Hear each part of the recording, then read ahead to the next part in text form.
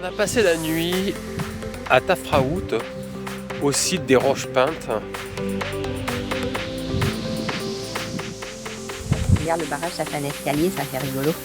On va même monter par devant.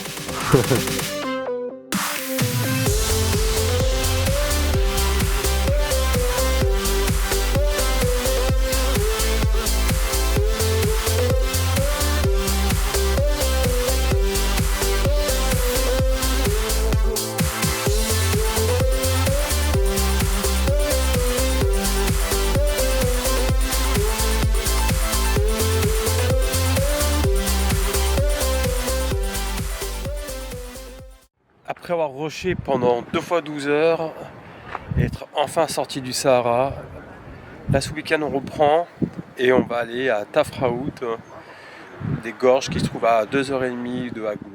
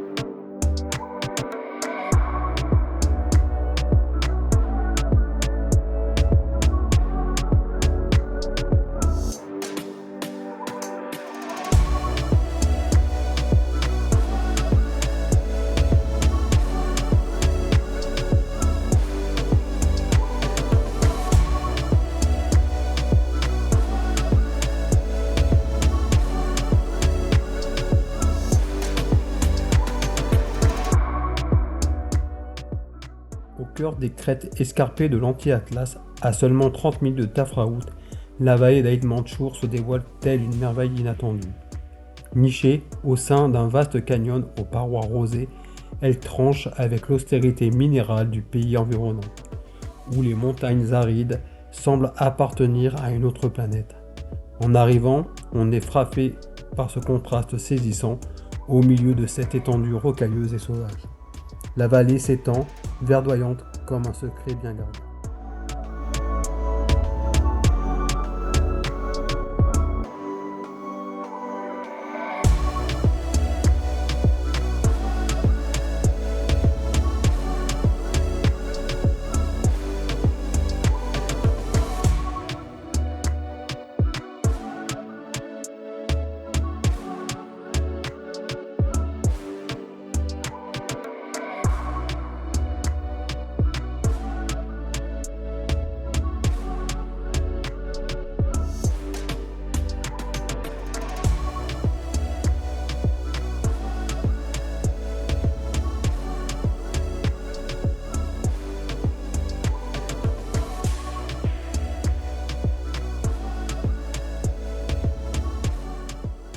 Les palmiers ondulent sous la brise légère.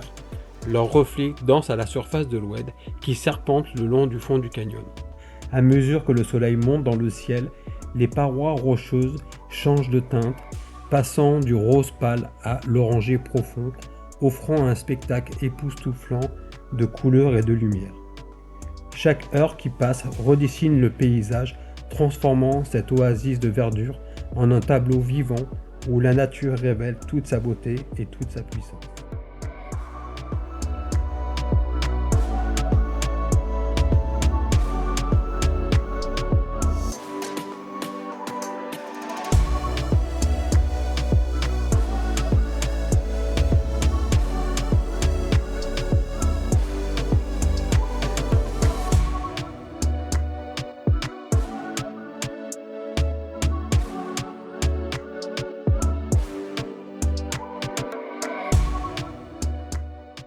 Les habitants de la vallée, avec leur hospitalité chaleureuse, ajoutent à l'enchantement de ce lieu hors du temps.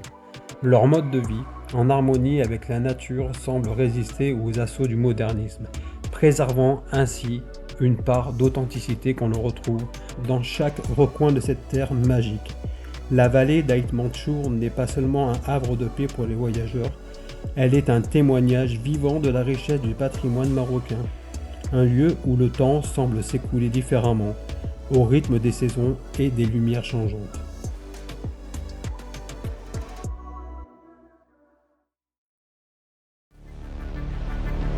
Nous quittons la vallée d'Aït-Mandchour, le cœur encore imprégné de la sérénité de cet écrin de verdure, pour poursuivre notre périple en direction de Tafraout. Pour ce faire, nous devons emprunter une ancienne route qui serpente à travers la vallée voisine à l'est. Dès les premiers kilomètres, il devient évident que ce chemin est bien plus exigeant que ce à quoi nous attendions. La route autrefois empruntée par les locaux et quelques aventuriers intrépides s'est transformée au fil du temps en un véritable défi pour les véhicules non préparés.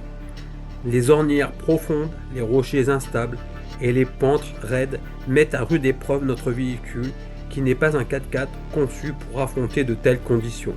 Chaque mètre parcouru demande une concentration extrême, une navigation prudente pour éviter de coincer ou d'endommager la voiture. Il nous faudra plus de 2 heures pour enfin sortir de ce dédale accidenté.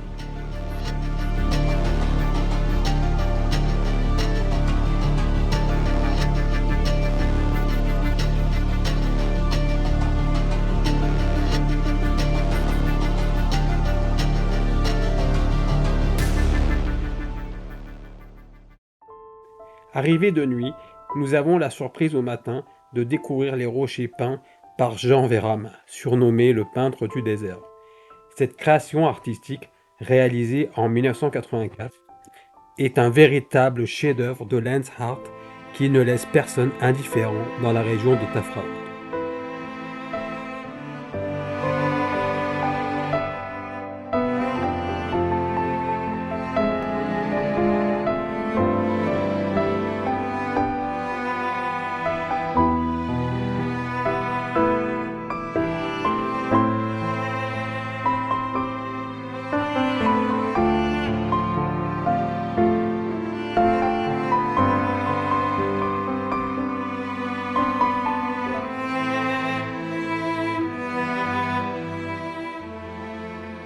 Alors on a passé la nuit à Tafraout, au site des Roches Peintes, et on a super bien dormi, c'était merveilleux. Un calme super.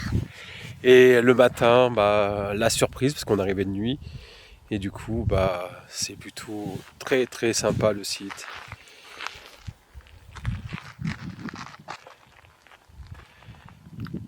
Il n'y a pas que ces roches-là, hein, en fait, il y a tout un ensemble tout autour, et on va aller se promener demain matin.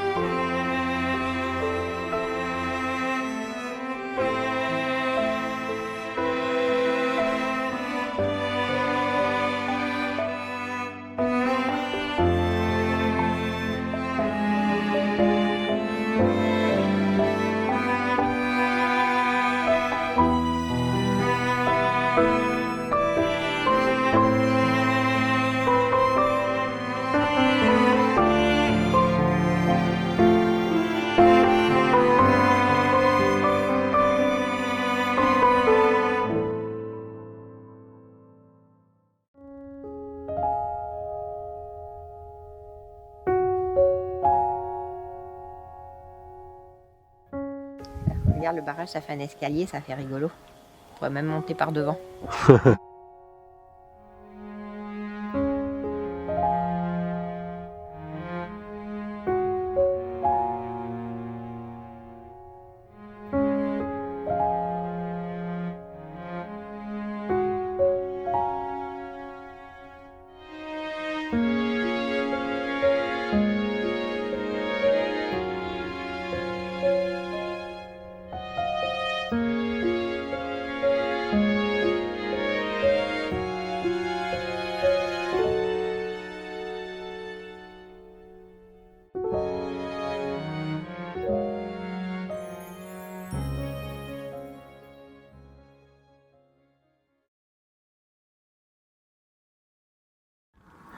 Journée de pluie pour aller à Marrakech.